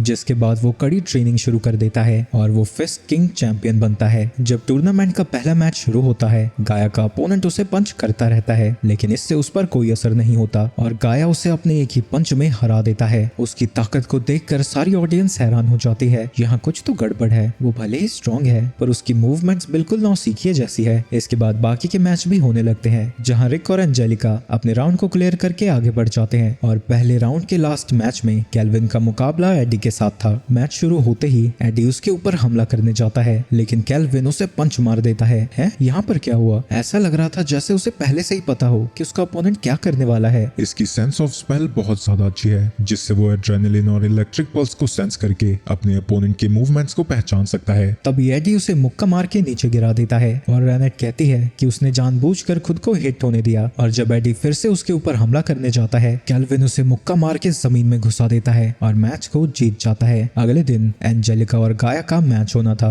रिक, क्या मैं तुम्हारे साथ बैठ सकता हूँ? तुम वीआईपी में क्यों नहीं बैठे हो? ये मैच मेरी फियोंसे और मेरे भाई के बीच में है, तो मैं इसे करीब से देखना चाहता हूँ। दूसरी तरफ एंजेलिका मैच से पहले गाया से मिलने जाती है। मैं तुम्हें अपनी ट्रेनिंग का रिजल्ट दिखाऊंगी। सॉरी, रिजल्ट दिखावेगी मुन्ने? मैंने तो कभी ट्रेनिंग भी नहीं की, बस अपने बाप के पैसों पर अय्याशियां करता रहा। तब भी मैं तुझसे ज्यादा ताकतवर हूँ। बिना ट्रेनिंग के तुम्हारी जैसी बॉडी नहीं बन सकती। मैं कोशिश करूंगा कि तुम्हारे पेट पर ना मारूं ताकि तुम मेरे भाई के बच्चे पैदा कर सको। आगे उन दोनों का मैच शुरू हो जाता है। मैच शुरू होते ही वो गाया को किक करती है, लेकिन इसका उस पर कोई असर नहीं होता, तो वो अपने स्ट्रेंथनिंग मैजिक को हटा देती है, जो देखकर वो हैरान हो जाता है। लेकिन जब वो अगली बार उसके ऊपर हमला करती है, वो उसे घायल करने में कामयाब होती है। ये कैसे हो सकता है? गाया की बॉडी को सबसे तेज तलवार भी घायल नहीं कर सकती। रेनेट बताती है कि वो एक माना मैनिपुलेशन टेक्निक है और भले ही उसने ट्रेनिंग के दौरान पूरी तरह से इसे ना सीखा हो, लेकिन वो खुद ट्रेनिंग करती रही और माना इन्वर्जन के साथ मिक्स करके उसने अपने ही तरीके से इसे सीख लिया। ये एक तरह की टेक्निक है जिसमें यूजर माना को अपनी बॉडी में स्टोर करता है और इंस्टेंटली उसे रिलीज करता है। इसका बॉडी पर काफी बुरा असर पड़ता है, पर एंजेलिका की ट्रेनिंग की वजह से वो उसका यूज कर सकती है। वो गाया पर अटैक करती जाती है, जिसकी वजह से गाया को गुस्सा आ जाता है और वो जमीन पे मुक्का मार के चारों तरफ धूल फैला देता है। वो छुप कर एंजेलिका के ऊपर हमला करता है, लेकिन वो उसके अटैक को डॉज कर लेती है। वो फिर से उसी स्ट्रेटजी का यूज करता है, पर इस बार आगे की जगह वो पीछे से हमला करता है और उसके अटैक से एंजेलिका उड़ती हुई जाती है। एंजेलिका अपने ब्लिंक स्टेप का यूज करने लगती है, लेकिन तभी वो देखती है कि सिर्फ एक बार देखकर ही गाया भी उसकी स्पीड को मैच कर लेता है और वो फिर से एंजेलिका पर अटैक करके उसे दूर फेंक देता है। अपने फाइटिंग के दिनों में मैं इससे मिला था, पर जब उसने मुझे एक ही बार में हरा दिया तभी मैंने रिटायर होने का डिसाइड किया। वो एक जीनियस है। मुझे पता है कि तुम्हें लगता है कि मैं मैचेस को फिक्स कर रहा हूँ, पर टूर्नामेंट के शुरू होने से पहले किसी ने नहीं सोचा था कि एक स्लॉट फाइटर जीतेगा, तो इसलिए मैंने अपने सारे पैसे गाया पर लगाए हैं। मेरे जीन्स तुम्हारे से कहीं बेहतर हैं। तुम जैसे लोग कितनी भी ट्रेनिंग कर लें, मेरा मुकाबला नहीं कर सकते। अगर तुम किसी को कोसना ही चाहती हो तो वो अपने पेरेंट्स को कोसो। अरे एक सेकेंड, वो तो जिंदा ही नहीं है ना? जिसके बाद वो उसकी कुटाई करता रहता है, लेकिन इसके बाद भी एंजेलिका हार नहीं मानती। चाहे कुछ भी हो जाए, मैं हार नहीं मानूंगी। लेकिन जब वो उसे पंच करती है, उसका गुस्सा 7वें आसमान पर चला जाता है। वो उसे उठाकर दूर फेंक देता है। अगर तुम यही चाहती हो तो ठीक है, आज तुम्हारी जिंदगी मेरे हाथों खत्म होगी। गाया अब उसे मारने के लिए उसके ऊपर हमला करने चाहता है, लेकिन रिक उस पे अपना जूता फेंकता है, जिससे उसका अटैक मिस हो जाता है। गाया रिक से मिलने जाता है और उस पर अटैक करने की कोशिश करता है। मैं तुम्हें यहाँ नहीं, लोगों के सामने हराऊंगा और ऐसे हराऊंगा कि तुम्हारी 7 पुश्तें याद रखेंगी। दूसरी तरफ रिक का मैच भी खत्म हो जाता है। रिक एंजेलिका को देखने जाता है। नर्स उसे बताती है कि उसकी जिंदगी खतरे में नहीं है, लेकिन रिकवर होने के लिए उसे काफी समय लगेगा। दूसरी तरफ केल्विन और ब्रॉस्टन भी अपने अपने मैचेस को जीत जाते हैं और टूर्नामेंट के टॉप 4 डिसाइड हो चुके हैं। अगले दिन एंजेलिका रिक से माफी मांगती है क्योंकि उसने उसे ट्रेन करने में अपना समय बर्बाद किया। वो रोने लगती है और कहती है कि वो बस अपने सपने को सच करना चाहती थी। लगता है मुझे स्नेप के प्रपोजल को एक्सेप्ट ही कर लेना चाहिए। नहीं,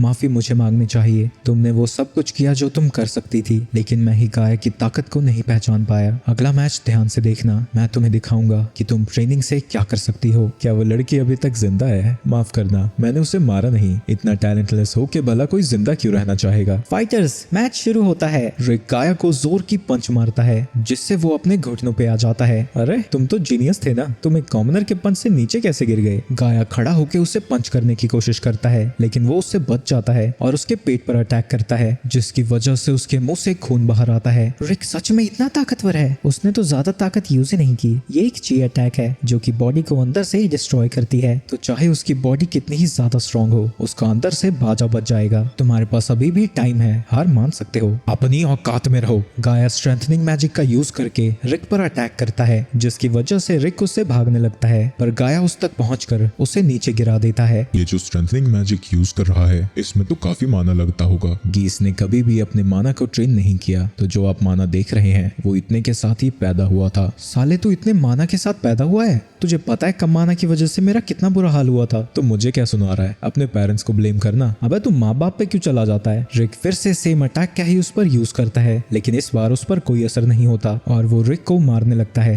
लगता है मैच खत्म हो चुका है। तुम सब लोग मैच को कैसे देखते हो? इससे रिक को कोई फर्क नहीं पड़ता। ये मैच सिर्फ एंजेलिका के लिए है। वो रिक के ऊपर अटैक करता रहता है, जिसकी वजह से वो काफी थकने लगा था। मैंने तुम्हें इतना मारा, फिर भी तुम पर चोट का एक भी निशान नहीं है। रेनेट बताती है कि वो एक बॉडी मैनिपुलेशन टेक्निक यूज कर रहा है, जो कि उसकी बॉडी पर हुए इम्पैक्ट को चारों तरफ फैला देती है, इसलिए गाया के अटैक का उस पर कोई असर नहीं हुआ। यानी तुम अपनी पूरी ताकत से नहीं लड़ रहे। मेरी फिजिकल एबिलिटीज मैंने एंजेलिका के बराबर कर रखी है, ताकि मैं उसे दिखा सकूं कि उसका ट्रू पोटेंशियल क्या है। गाया अपनी बॉडी को स्टील से कवर कर लेता है और रिक के ऊपर हमला करने जाता है, लेकिन रिक अपने ची अटैक से उसके आर्मर के चीथड़े उड़ा देता है। तुम्हारे मैजिक की ऐसी की तैसी हो रखी थी क्योंकि तुम बहुत थके हुए थे, पर ऐसा इसलिए है क्योंकि जिंदगी में तुम कभी थके ही नहीं और तुम्हें पता ही नहीं है कि थकावट में मूव कैसे करते हैं। क्या रिक गाया से भी बड़ा जीनियस है? लेकिन वो सभी लोग कहते हैं कि रिक दुनिया में सबसे ज्यादा टैलेंटलेस है। उससे नल्ला इंसान उन्होंने आज तक नहीं देखा। अगर ऐसी बात है तो वो गाया जैसे जीनियस को कैसे हरा पा रहा है? एंजेलिका,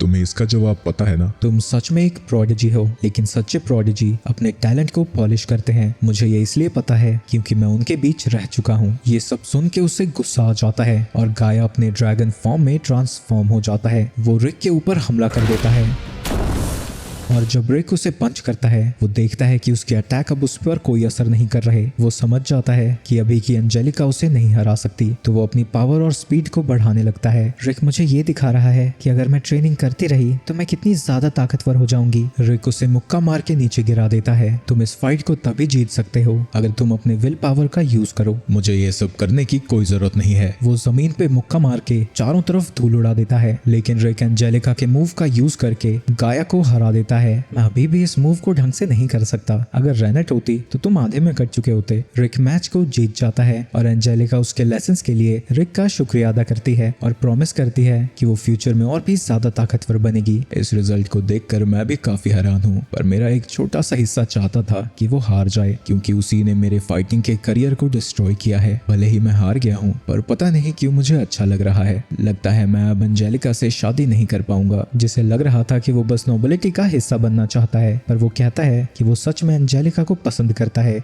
अगला मैच ब्रॉस्टन और केल्विन का है। केल्विन का नाम अनाउंस होते ही सारा स्टेडियम उसके लिए चीयर करने लगता है। अरे वाह, जनता तो बड़ी पसंद करती है इसे। ये भले ही सीधा खड़ा है, लेकिन मुझे एक भी ओपनिंग नहीं दिख रही। मैच शुरू होते ही केल्विन ब्रॉस्टन पर लगातार हमला करता रहता है और जब ब्रॉस्टन काउंटर अटैक करता है, वो उसके हमले को डॉज कर लेता है। पर इससे पहले कि उनकी लड़ाई आगे बढ़ती, स्टेडियम की एक दीवार टूट जाती है, जिसके अंदर से गाया बाहर आता है और वो पागलों की तरह सब पर हमला करने लगता है। लगता है ये ड्रैगन में कन्वर्ट होने की वजह से खुद पे से कंट्रोल खो चुका है। अरे ओ छिपकली, हमारे मैच के बीच में तू कर क्या रहा है? तभी गाया उसके ऊपर भी हमला कर देता है तो केल्विन उसे रोकता है और उसे एक ही मुक्के से दीवार की तरफ उड़ता हुआ भेजता है। सभी लोग ये देखकर हैरान हो जाते हैं कि उसने गाया को एक पंच में ही हरा दिया और रेनेट कहती है कि वो एक एस रैंक करके लेवल पर है। अनाउंसर इसके लिए माफी मांगती है और कहती है कि ये मैच कल के लिए रिस्केड्यूल करना पड़ेगा। अरे यार, अभी तो मजा आने लगा था। पर तुमने अभी तक अपनी पूरी ताकत तो यूज की ही नहीं। आगे वो सभी रेस्टोरेंट में बैठे थे और बात कर रहे थे कि उन्हें तो बस जीतने से मतलब है, तो चाहे रिक जीते या ब्रॉस्टन, क्रिस्टल तो उन्हें मिल ही जाएगा। अच्छा, वो रिक 700 किलोमीटर जॉगिंग पर गया है तो अब शायद वो बॉर्डर के पास होगा। मुझे तो अब ये सब सुन के हैरानी भी नहीं होती। दूसरी तरफ रिक बॉर्डर के पास पहुंच जाता है जहां उसे सामने एक गोल सा पहाड़ दिख रहा था। इससे मुझे रेनेट की याद क्यों आ रही है? तभी उसे धुआं दिखता है और वहां जाने पर उसे पता लगता है कि वहां केल्विन ट्रेनिंग कर रहा था। मैं यहाँ इसलिए ट्रेन करने आता हूँ क्योंकि यहाँ कोई भी नहीं आता, पर चलो तुम आ ही गए हो तो क्या मेरे स्पारिंग पार्टनर बनना चाहोगे? तभी अचानक से वो रिक के ऊपर हमला कर देता है। लगता है मेरे पास कोई और चॉइस नहीं है, तो वो केल्विन से लड़ने लगता है। पर जब वो उसे पंच करता है वो आसानी से उसे ब्लॉक कर देता है। तुमने इसे ब्लॉक कर दिया तो टूर्नामेंट में इससे भी कमजोर पंच से क्यों मुंह तोड़वा रहे थे अपना? मुझे लड़ना पसंद है। जब मैं पहली बार टूर्नामेंट में आया था मैं अपने सभी अपोनेंट्स को एक ही पंच में हराता था, पर इसकी वजह से मैं बोर हो गया क्योंकि कोई भी अपोनेंट मेरे लायक था ही नहीं। तभी एक रात उसने बुड्ढे को अपने बिजनेस पार्टनर से बात करते हुए सुना, जो बात कर रहे थे कि ऑडियंस बोर हो रही है क्योंकि सभी अपोनेंट्स केल्विन के सामने बहुत कमजोर है। ये हमारे बिजनेस के लिए बहुत बुरा है। इससे फाइटिंग की पॉपुलैरिटी कम हो जाएगी और कोई भी हमारे जिम में ट्रेन नहीं करने आएगा। लगता है मेरी वजह से बुड्ढे को प्रॉब्लम हो रही है, तो वो अपना अगला मैच हार जाता है और देखता है कि इसकी वजह से क्राउड काफी एक्साइटेड हो गया। इसके बाद वो क्राउड को एंटरटेन करने लगता है और हर लड़ाई में ऐसी एक्टिंग करता है जैसे उसे लड़ने में मुश्किल हो रही हो। मैं कभी भी अपनी पूरी ताकत से नहीं लड़ा हूँ। ये तो काफी अच्छी बात है, पर मुझे नहीं लगता कल तुम्हें कुछ ऐसा करना पड़ेगा। अगले दिन ऑडियंस की सेफ्टी के लिए चारों तरफ बैरियर्स लगा दिए जाते हैं और इस बार भी मैच शुरू होते ही वो ब्रॉस्टन पर हमला करने लगता है, लेकिन ब्रॉस्टन उसके हर हमले को ब्लॉक कर देता है। इसके बाद वो अपने स्पेशल पंच से अटैक करता है जिसकी वजह से ब्रॉस्टन का गार्ड मूव कर जाता है, जो देख के रिक भी हैरान हो जाता है। लेकिन इसके बाद जब ब्रॉस्टन पंच करता है केल्विन को पीछे भागना पड़ता है। वहीं ब्रॉस्टन को पता लग जाता है कि वो अब भी अपनी पूरी पावर यूज नहीं कर रहा है। मैं ऐसा इसलिए नहीं कर पा रहा क्योंकि अगर मैंने अचानक से अपनी सारी ताकत यूज की तो ऑडियंस को पता लग जाएगा कि अब तक मैं नाटक कर रहा था। मैं समझ गया, तो मैं सिर्फ अब तुमसे 2 उंगलियों से लड़ूंगा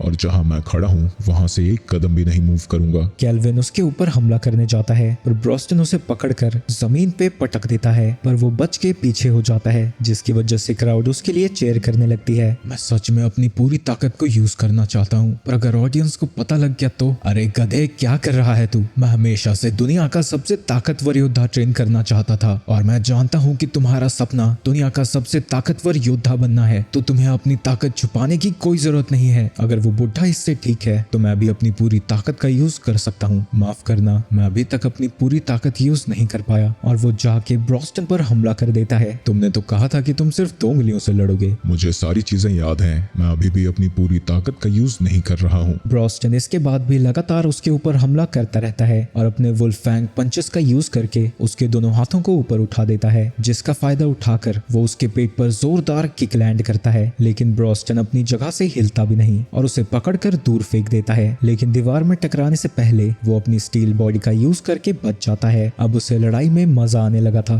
लेकिन अब सभी लोग उससे नफरत करने लगे हैं क्योंकि उन्हें पता लग गया है कि अब तक वो अपनी ताकत छुपा रहा था।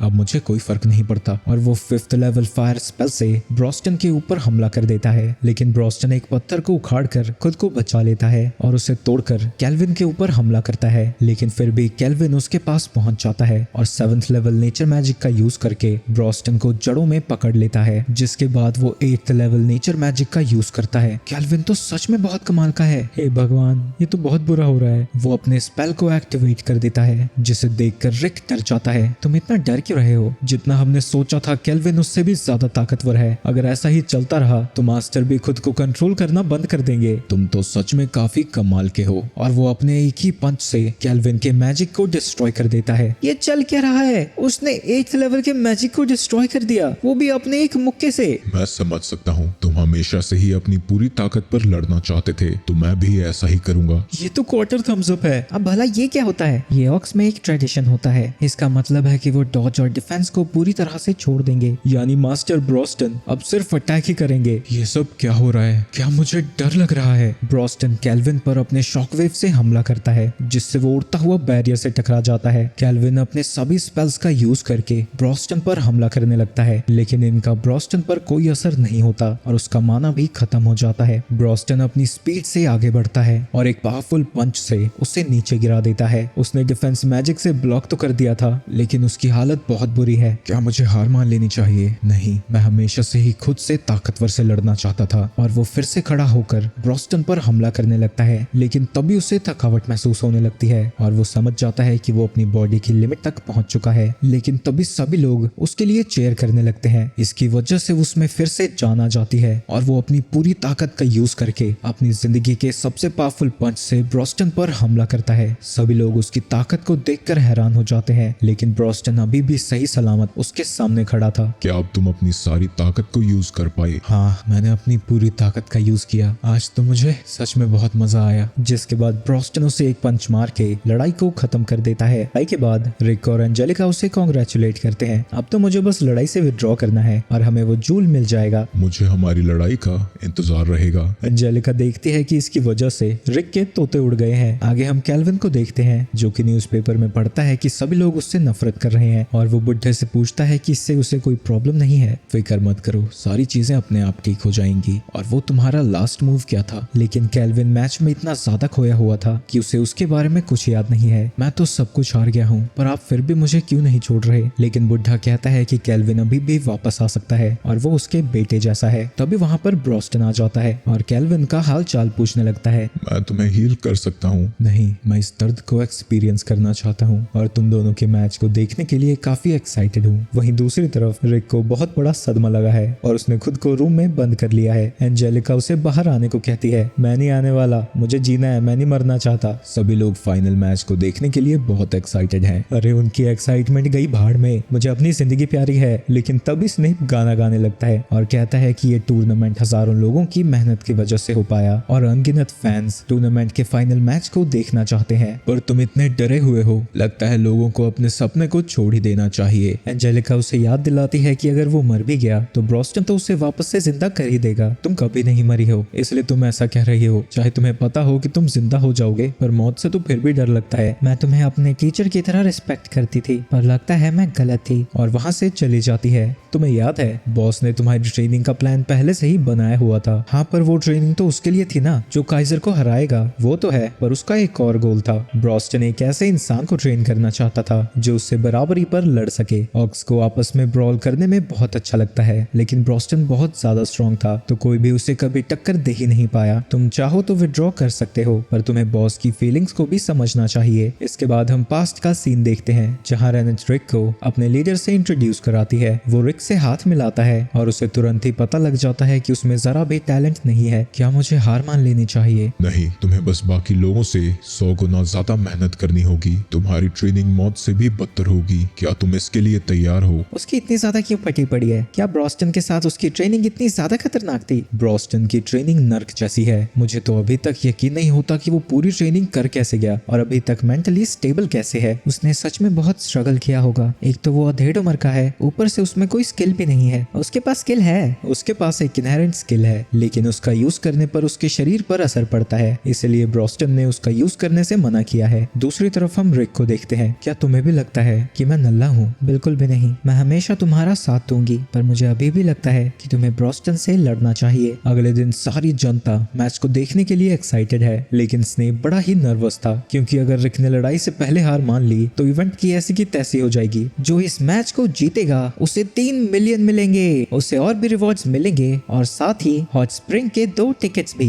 दूसरी तरफ रिक करीना में जाने के लिए खुद को तैयार कर रहा है, लेकिन उसकी बहुत ज्यादा फटी पड़ी है, तो रेनेट उसके पास जाती है और उसके कानों में कुछ कहती है। आगे वो दोनों एरिना में पहुंच जाते हैं और रिक कहता है कि वो उससे अपनी पूरी ताकत लगाकर लड़ेगा। दोनों का मैच शुरू हो जाता है। रिक अपनी पूरी स्पीड से ब्रोस्टन के ऊपर हमला करता है और उसे घायल करने में कामयाब होता है। ये किस तरह का मैजिक था? अभी दोनों में से कोई भी मैजिक यूज नहीं कर रहा है। रेनेट बताती है कि उन दोनों ने एक इंस्टेंट में लगभग 100 हमलों को एक्सचेंज किया और अंत में रिक ने अपनी स्लाइसिंग टेक्निक का यूज करके उसे घायल किया। इसके बाद रिक फिर से उसके ऊपर हमला करना जारी रखता है, लेकिन जब ब्रॉस्टन उसके ऊपर हमला करता है वो उसे डॉज करके फिर से उसे घायल कर देता है। ये तो बड़े जोश से लड़ रहा है। तुमने इससे कहा क्या था? मैंने उससे कहा था कि अगर वो जीतेगा तो मैं उसके साथ हॉट स्प्रिंग में जाऊंगी। एक सेकंड, हॉट स्प्रिंग? इसका मतलब तुम दोनों साथ में और वहाँ रात भी बिताते हैं? तो क्या तुम्हारा प्लान? हाँ, तुम सही समझ रही हो। ये सुन के वो शर्मा जाती है और कहती है कि उन्हें बस मैच पर ध्यान देना चाहिए। इसके बाद ब्रॉस्टन भी हमला करना शुरू कर देता है और वो हमला इतना ज्यादा पावरफुल था कि उससे पूरा स्टेडियम हिलने लगता है। भले ही ये सुनने में एक घटिया जोक लगे, पर उसका पंच ही 50 ईयर मैजिक से ज्यादा स्ट्रॉन्ग है। आगे ब्रॉस्टन कई सारे अटैक्स को लॉन्च करता है। रिक उसके सभी हमलों को डॉज कर लेता है, लेकिन तभी ब्रॉस्टन उसके पास में आ जाता है। पर जब वो उसे पंच करने वाला था, रिक एन वक्त पर बेसिक एयर कुशन का यूज करके खुद को बचा लेता है। इसने उस पंच को सिर्फ बेसिक मैजिक से रोक दिया। वो छोड़ो, उससे बड़ी बात यह है कि उसने इतनी जल्दी कैसे उसे एक्टिवेट कर दिया। ऊपर से उसने स्पेल को चांट भी नहीं किया। तुम्हारा मैजिक पे कंट्रोल तो काफी अच्छा है, बिना मंत्रों को पढ़े तो मैं भी नहीं कास्ट कर पाता। एलिस और मिस ने इसमें मेरी मदद की है और वो उस पर अटैक करने के लिए आगे बढ़ता है। ब्रॉस्टन उसे रोकने की कोशिश करता है, पर रिक उससे बचने के लिए हवा में कूद जाता है। ये तो फंस गया, ये हवा से जाएगा कहाँ? लेकिन जब ब्रॉस्टन उसके ऊपर हवा में हमला करता है, वो अपने पैरों पर एयर कुशन का यूज करता है और भी ज्यादा ऊपर चला जाता है, जिसके बाद वो एयर शॉट स्किल से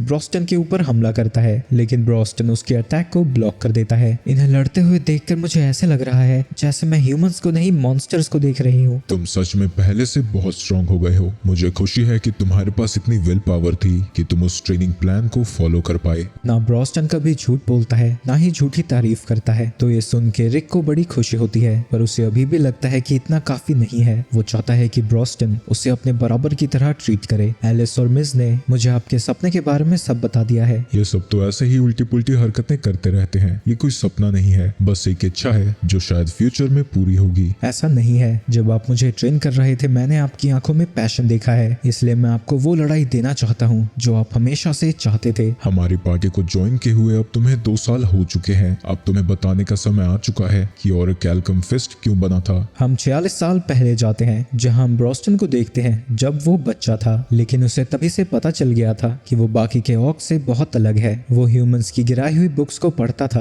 और धीरे धीरे उनकी लैंग्वेज को समझने भी लगा। ऑक्स आपस में लड़कर एक दूसरे को समझते थे, लेकिन वो बहुत ज्यादा स्ट्रॉन्ग था, तो वो खुद ऐसा कभी नहीं कर पाया। इसके बाद उसने अपनी नॉलेज का यूज करके बाकी के ऑक्स की जिंदगी को बहुत सुधारा और उन्हें बात करना भी सिखाया, लेकिन इसकी वजह से वो लोग उसे अपने भगवान की तरह ट्रीट करने लगे, जिसकी वजह से कोई भी उससे लड़ना नहीं चाहता था और वो खुद को अकेला महसूस करने लगा। एक दिन बहुत तेज तूफान आया था और जब वो गांव में वापस आया, वो लोग पहले ही मर चुके थे, लेकिन उसे इस बात का जरा भी दुख नहीं हुआ और उसे समझ आया कि वो आखिर में कितना ज्यादा अकेला था। आगे हम उसे आग के पास कुछ पढ़ता हुआ देखते हैं, लेकिन तभी एक बंदा उसके ऊपर हमला कर देता है और इसका नाम रायनहार्ड है। ये देख के वो हैरान हो जाता है और ऊपर से वो एक बुक पढ़ रहा था और उसने उस वाइब्रन को भी मार दिया है जिसने लोकल विलेज में तबाही मचा रखी थी। हाँ, इसे मैंने ही मारा है। अरे वाह, तुम तो बात भी कर सकते हो। ऐसे तुम पर हमला करने के लिए मैं माफी चाहता हूँ। कोई बात नहीं, ह्यूमंस तो आए दिन मुझ पर हमला करते ही रहते हैं। रायनहार्ड उसके बारे में और जानना चाहता है, तो ब्रॉस्टन उसे अपनी कहानी बता देता है। मुझे कभी कोई ऐसा नहीं मिलेगा जिससे मैं बराबरी पर लड़ पाऊं। अरे तुम्हें तो फिर उस सपने के पीछे भागना चाहिए जो कभी नहीं सच हो सकता। मैं भी यामाटो के साथ लड़ा हूँ, तुम्हें पता है। ब्रॉस्टन को याद आता है कि उसने ऐसी बुक पढ़ी तो थी। अच्छा, वो बुक वो मैंने ही लिखी है। तुमने लिखी है? वो कहानी तो 200 साल पुरानी है। रायनहार्ड काइसर को ढूंढकर उसे खत्म करना चाहता है और उसे लगता है कि अगर वो भी उसके पीछे जाएगा तो ब्रॉस्टन को भी ऐसे लोग मिलेंगे जो कि उसके जितने ताकतवर होंगे। जिसके बाद उन्होंने ऑरिक एल्केम फिस्ट को शुरू किया और बड़ी ही जल्दी ब्रॉस्टन को ऐसे लोग भी मिल गए जो कि उसके जितने स्ट्रॉन्ग थे, लेकिन उन सब की फाइटिंग स्टाइल अलग थी और वो अब भी किसी ऐसे को ढूंढ रहा था जो उससे अपने हाथों से लड़ सके। तो इसलिए उसने उस ट्रेनिंग प्लान को बनाया था। ये सब ट्रेनिंग प्लान नहीं, मौत के तरीके हैं। मुझे नहीं लगता कि कोई सर्वाइव भी कर पाएगा। जिसके बाद ब्रॉस्टन ने भी हार मान ली थी। जिंदगी में सच में कितनी कमाल की चीजें होती हैं, क्योंकि फिर मुझे तुम मिले। ब्रॉस्टन याद करता है कि ट्रेनिंग के दौरान ब्रॉस्टन ने अपना कितना समय उसे दिया है। मुझे भी इन्हें वो लड़ाई देनी चाहिए जो कि वो चाहते हैं। जिसके बाद रिक वही क्वार्टर थम्स अप उसे दिखाता है जो देख के सभी लोग हैरान हो जाते हैं। माफ करना रेनेट, पर मुझे नहीं लगता कि मैं तुम्हें हॉट स्प्रिंग पर ले जा पाऊंगा। जिसके बाद वो दोनों ही डिफेंसेस को छोड़कर आपस में लड़ने लगते हैं। उनकी लड़ाई इतनी ज्यादा खतरनाक है कि वो बैरियर भी अब टूटने लगा था और अगर वो टूट गया तो यहाँ के सभी लोग मारे जाएंगे। तो एलिस मिस को अपना माना देती है है और वो एक स्पेल को कास्ट करने लगता है। और जब वो अपने स्पेल को पूरा करता है, एरिना की सारी जनता वहां से बाहर चली जाती है ताकि जो तबाही अभी मचने वाली है वो उसके बीच में ना फंस जाए। थोड़ी देर में ही वो बैरियर भी टूट जाता है और उनके पंचेस इतने ज्यादा स्ट्रॉन्ग थे कि एरिना के बीच में धमाके होने लगे थे। नंबर्स में रिक ने उसके ऊपर ज्यादा पंचेस लैंड किए थे, लेकिन ब्रॉस्टन की ताकत उससे कहीं ज्यादा थी, जिसकी वजह से रिक ज्यादा टूटा फूटा दिख रहा था। रिक उसके ऊपर एक और पंच मारता है, लेकिन तुरंत ही उसे मुक्का मारकर पीछे उड़ता हुआ भेजता है और इसकी वजह से एरिना का एक बड़ा हिस्सा भी टूट जाता है। क्या मैंने अच्छे से लड़ाई की? लेकिन वो देखता है कि ब्रॉस्टन अभी भी सही सलामत खड़ा था। अभी तक मैं उनकी बराबरी पर नहीं लड़ा हूँ, मुझे अपना कर्जा उतारना ही होगा। तभी उसकी इनहेरेंट स्किल एक्टिवेट हो जाती है। ये देख के ब्रॉस्टन हैरान हो जाता है और एलिस बताती है कि उन्होंने सीक्रेटली उसे ट्रेन किया था, इसलिए वो अपनी स्किल को थोड़े बहुत कंट्रोल कर सकता है और उसे ये भी पता है कि ये एक्टिवेट कब होती है। उसकी स्किल का नाम रेकलेस सोल है, जो कि तब एक्टिवेट होती है जब उसका अपोनेंट उससे ज्यादा स्ट्रॉन्ग हो और वो अपनी लिमिट्स को तोड़ने के लिए तैयार हो। रिक तुरंत ही उसके पास जाता है और ब्रॉस्टन को पहले से कहीं ज्यादा स्ट्रॉन्ग पंच मारता है। ब्रॉस्टन भी उसे काउंटर करता है, लेकिन इस बार वो उड़ता हुआ नहीं जाता और वो दोनों आपस में लड़ते रहते हैं। लड़ते वक्त वो रियलाइज करता है, मैं हमेशा से ही किसी ऐसे से लड़ना चाहता था जो मेरा इक्वल हो, पर मैंने कभी ध्यान ही नहीं दिया कि मेरे पास ऐसे दोस्त हैं जो मेरे लिए कुछ भी कर सकते हैं। मतलब मैं काफी पहले से कभी अकेला था ही नहीं। जैसे जैसे उनकी लड़ाई बढ़ती जाती है वो दोनों अब थकने लगे थे, तो रिक और ब्रॉस्टन एक दूसरे पर फाइनल हमला करते हैं, जो कि इतना ज्यादा पावरफुल था कि कोसों दूर से उस अटैक को देखा जा सकता था। जब सारी धूल साफ होती है, हम देखते हैं कि ब्रॉस्टन अभी भी खड़ा था। आप सच में बहुत स्ट्रॉन्ग है मास्टर। मेरा सपना सच करने के लिए शुक्रिया। जिसके बाद वो भी जमीन पर गिर जाता है। जब रिक को होश आता है, उसके पास में ही रेनेट बैठी थी और मिस बताता है कि इस बार वो 3 दिन के लिए बेहोश था। वो तो ठीक है, पर ये बेल्ट मेरे पास क्या कर रहा है? मैं भले ही मैच जीता हूँ, पर इस फाइट को तुमने जीता है। मेरे सपने को सच करने के लिए तुम सभी का शुक्रिया। इसके बाद वो स्टोन को बाहर निकाल लेते हैं और उसे एक रेप्लिका से रिप्लेस कर देते हैं। हम काइजर के और भी ज्यादा करीब पहुंच चुके हैं। पर ये राइनहार्ट की उम्र क्या है, क्योंकि यामाटो तो 2 साल पहले आए थे। उसके पास एक इनहेरेंट स्किल है जिससे वो लंबे समय के लिए जी सकता है। अभी वो कहाँ है? क्या वो किसी सीक्रेट मिशन पर है? पर ब्रॉस्टन बताता है कि वो तड़ी पार हो रखा है, क्योंकि कुछ बुक्स की डेडलाइन करीब आ गई थी और वो उन्हें कंप्लीट नहीं कर पाया। आगे स्नेप केल्विन को बता रहा था कि ब्रॉस्टन और रिक दोनों ने ही चैंपियनशिप को ठुकरा दिया है, तो यानी केल्विन अभी भी वहाँ का चैंपियन है। अगले दिन ब्रॉस्टन को जाता हुआ देखकर गोल्ड और मिलिशिया दोनों रोने लगते हैं। वहीं ब्रॉस्टन अपने दोस्तों को देखकर स्माइल करता है, क्योंकि आखिरकार वो खुद को अकेला नहीं समझ रहा था। आगे वो सभी एंजेलिका को भी अलविदा कह रहे थे, लेकिन वो कहती है कि वो उन्हें फिर से मिलेगी, क्योंकि उसने ब्रॉस्टन से कहा है कि वो उसे भी ट्रेन करे। तो पागल हो गई है, अबे मर जाएगी। पर वो कहती है कि वो रिक के जितना स्ट्रॉन्ग बनेगी और एक दिन उससे भी ज्यादा ताकतवर। तो वो उसे गुड लक बोलता है। वो कहता है कि वो कासल तक दौड़ कर जाएगा ताकि उसकी थोड़ी और ट्रेनिंग भी हो जाए।